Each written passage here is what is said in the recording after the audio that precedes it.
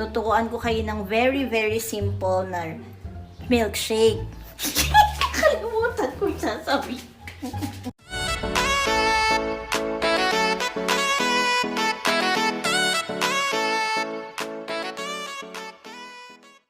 Hi guys!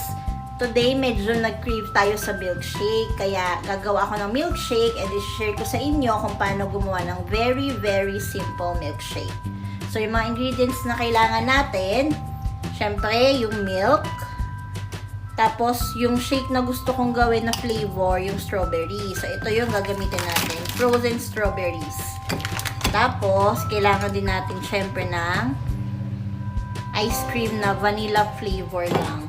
Tapos, para medyo matamis siya, konti lang, lalagyan din natin siya ng sugar. Okay, so ang una natin gagawin, ilalagay muna natin yung liquid. So ito, 1 cup to nung fresh ng milk. So naglagay ako ng tissue kasi nararamdaman ko na matatapon siya eh. So lagay nyo lang. Hindi natapon. Tapos, lagay nyo na yung vanilla ice cream nyo.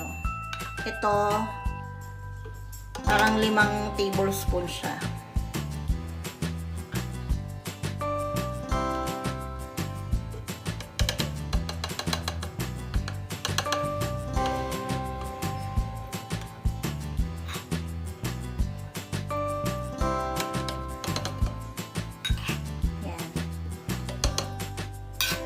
Yan yung sobra. Sayang.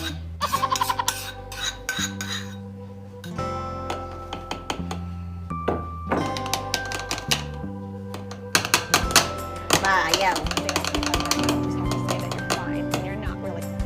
Tapos, lagyan nyo na yung frozen strawberries nyo. Ito, 12 pieces siya. So, parang ito na yung yellow nyo. Malamig siya. Kasi frozen. Hindi ataka siya. Ataka pala. So, ayan na siya. Diba? Tapos, para medyo matamis ng konti lang, lagyan natin ng 1 teaspoon, 2 teaspoon, 2.5 lang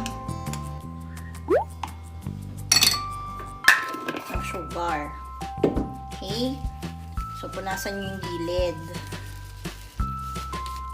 Tapos, yung ginagamit ko palang blender, kahit anong blender naman pwede nyong gamitin. Ito yung ginagamit ko, yung personal lang siya. Good for 1 lang kasi to. So, akin lang to lahat.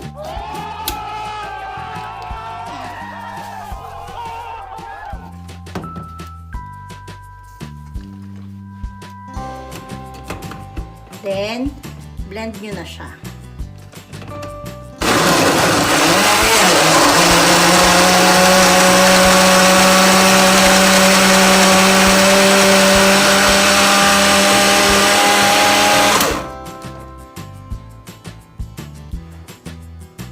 Okay, so after mga 30 seconds ko siyang pina-blend, check nyo kung na-blend na ba yung, nadurog na ba yung strawberry. So, ito, yan, durog naman siya.